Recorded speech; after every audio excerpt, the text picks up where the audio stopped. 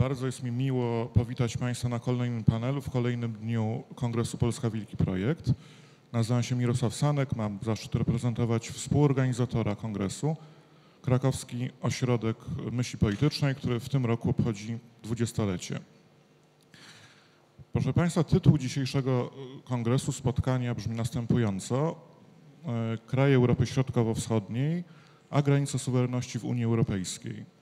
Wiem, że to temat bardzo rozległy, natomiast to, co swoistego będzie dzisiaj, polega na tym, że jak rzadko w naszym kraju na ten ważny temat ważny dla każdego z krajów regionu, mamy okazję porozmawiać w gronie, tu w Polsce, w gronie międzynarodowym, od razu dodam, w gronie również wybitnym.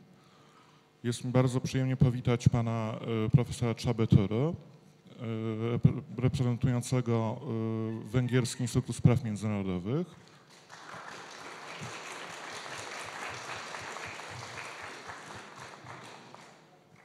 Witam serdecznie pana profesora Vita Hlouška z Uniwersytetu Masaryka w Brnie.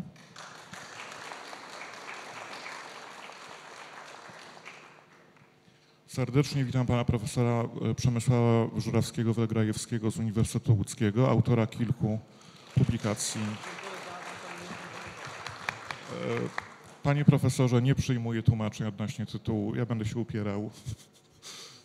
Pod tym względem będę bardzo brutalny. Panie profesorze, jeszcze raz witam. Czekamy i myślę, że się doczekamy na czwartego uczestnika panelu, pana posła Piotra Naimskiego.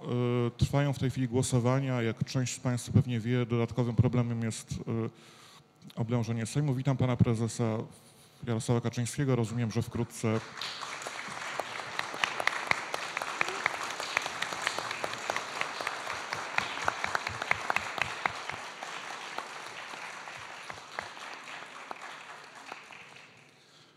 Tak więc rozumiem, że to jest kwestia czasu, najbliższych minut, kiedy dotrze do nas czwarty uczestnik panelu, pan poseł Piotr Naimski. Szanowni Państwo, zabroniono mi przedłużać i także dostosuję się, oddając głos pierwszemu uczestnikowi panelu, panu profesorowi Hlouškowi. Bardzo proszę. Przepraszam, jeszcze jedna techniczna sprawa. Przez to, że mamy międzynarodowe dzisiaj spotkanie, zapomniałem o tym powiedzieć, mamy do dyspozycji tłumaczenia. W holu mogli Państwo zabrać sprzęt do tłumaczenia. Od razu tylko powiem, 1 to jest język polski, 2 język angielski. Już nie przedłużam. Dziękuję bardzo. Proszę. Thank you very much.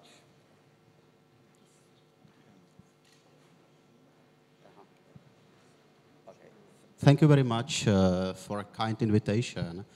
I'm very glad and honored to be here and to have an opportunity to share the opinions concerning contemporary EU crisis and its potential outcomes or options that brings about for the Central European countries. I must start in a bit provocative way, maybe. I do feel that the concept of European Union could be a positive, could bring positive results. I can even imagine that the EU could become a federation, but definitely not now, in a far distant future.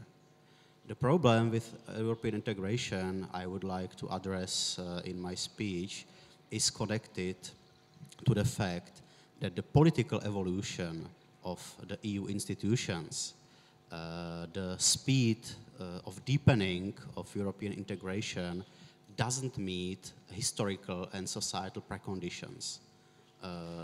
The EU, or better to say the 27 EU member countries, are still firmly anchored in the situation when the national identity is prevailing over any other kind of collective identity, including the European one. On the other hand, certain level, certain degree of European integration already demonstrated its positive impacts. And I can't imagine a real alternative for the Central European countries than to remain a part of the EU project. But the project itself is in risk nowadays, and to save it for the future need substantial changes of the political course of European integration. First of all, there is no need for such a swift development of European institutions, such a swift deepening of integration, such a swift increase of the EU competencies.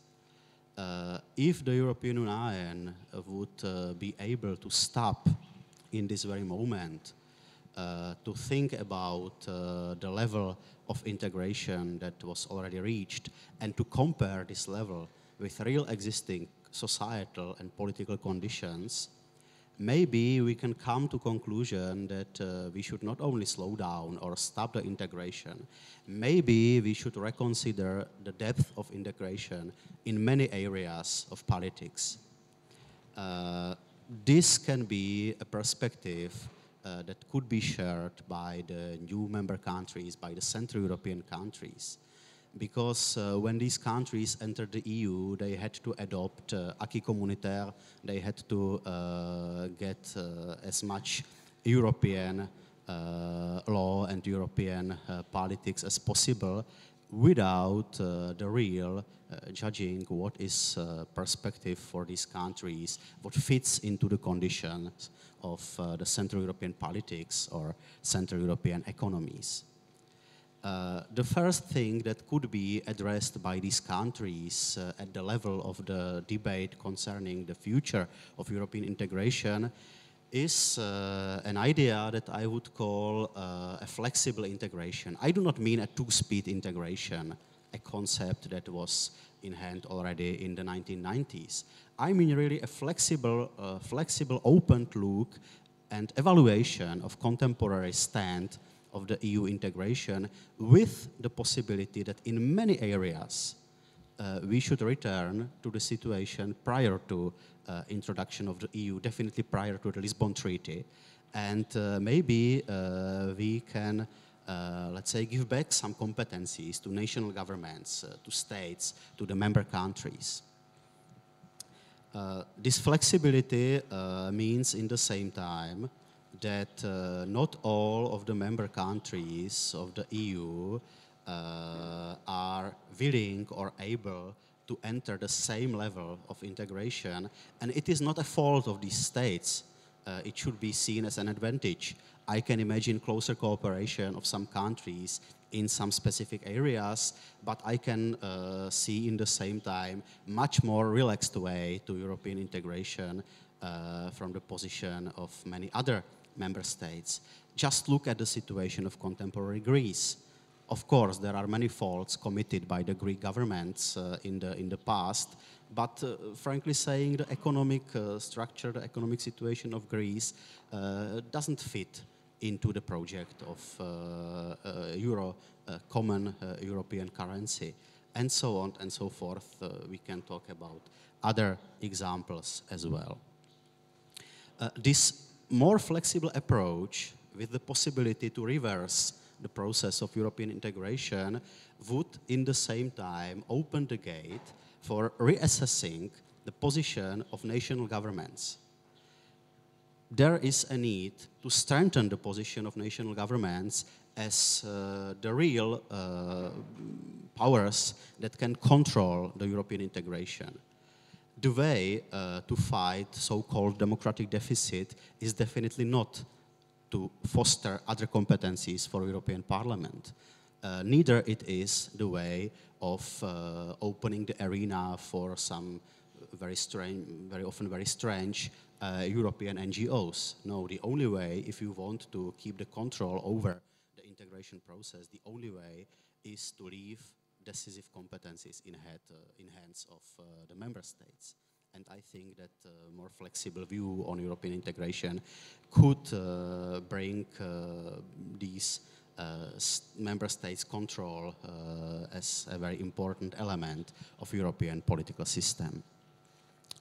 There is, however, another general problem which is faced not only by contemporary EU, which is faced in the same time by many countries, many European democracies, And this is an increase of, I would say, populist politics. And I am not talking about some parties on the margins of the left or the right of European political spectrums. I am talking about the populism of the mainstream parties, which is increasing. And there are different reasons for this increase of populist trends in politics. Of course, to some extent, democracy is always connected with some level of populism. But there is a question of, or there is a need not to exaggerate the populist way of producing politics. Populism is growing for different reasons. First of all, there is a strong medialization of politics. The media are playing not the role of so-called watchdog of democracy. They are more active part of political process. They are creating political agenda. They are setting the political preferences. They are creating affairs. They are creating scandals. They have the power to victimize politicians. In the same time, the media have the power to foster careers of other politicians. And they are doing all this without any direct responsibilities to the voters, without any direct responsibilities to the people. Nevertheless, the most important factor that is, let's say, demanding increasing level of populism in contemporary politics is the pressure of the voters themselves. Historically, after 1945 in Western Europe, after 1989 in Central Europe, we are witnessing the increase of welfare state, bringing about welfare, stability, decent economic growth, unprecedented in decades before or centuries before. But the voters got used too much to such an economic growth, and they are demanding too much as far as the redistribution of social welfare benefits and security is concerned. So there is a pressure oriented towards politicians to be populist, and we are witnessing certain vicious circle in which the voters are demanding new and new demands, voicing new and new interests. They are crying for new competencies to be shared by the state, new redistribution to be done by the state. And state is nowadays, it seems, not able to fulfill all these promises. So the people are getting disappointed.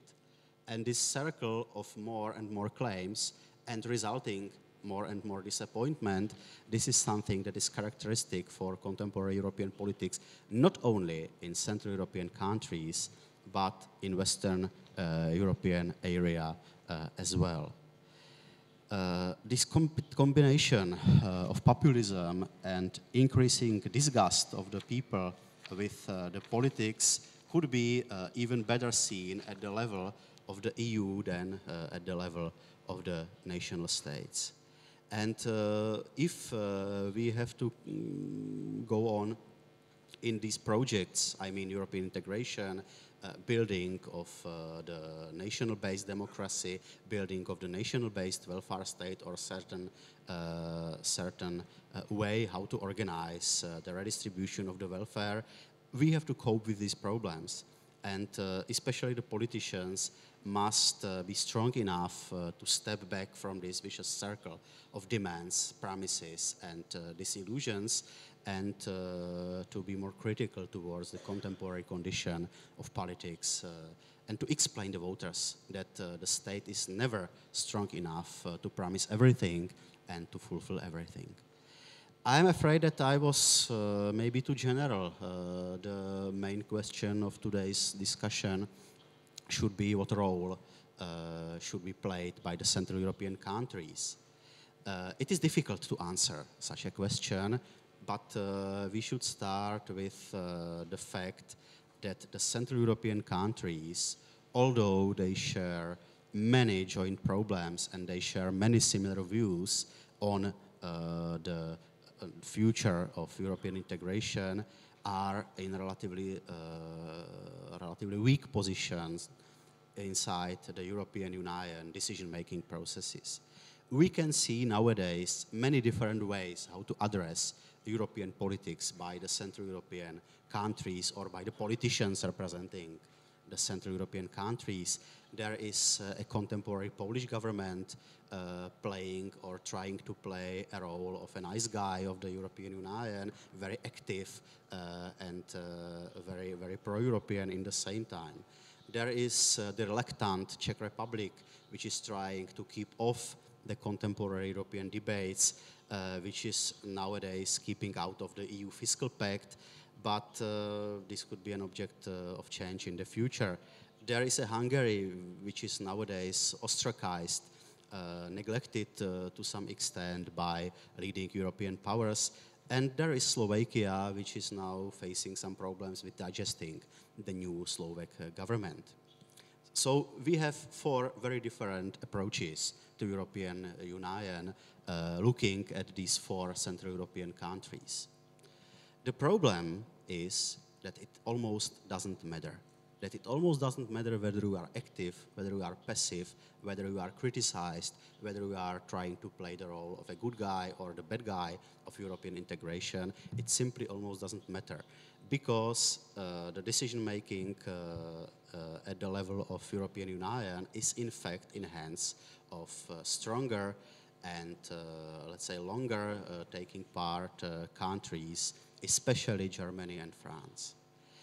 And it seems to me, and this is the conclusion of my speech, that of course these Central European countries should go on with efforts to cooperate, to find joint positions, to criticize some very problematic moments of European integration. But in the same time, they need to communicate more with at least some countries of Western Europe. From the perspective of the Czech Republic, it is important to keep in touch with Germany, although we are not sharing the majority of German assumptions about the next steps to be made in the future of European integration. But it is important to communicate. There are some other countries, like the United Kingdom, in some issues, the Netherlands or some Scandinavian countries that could be partners sharing some problems or some views on European integration with Central European countries. So the communication should be more extended. It should exceed the Central European area, but in the same time, we should keep in touch with our Central European colleagues in order to create a stronger voice in the framework of contemporary European Union. Thank you very much for attention.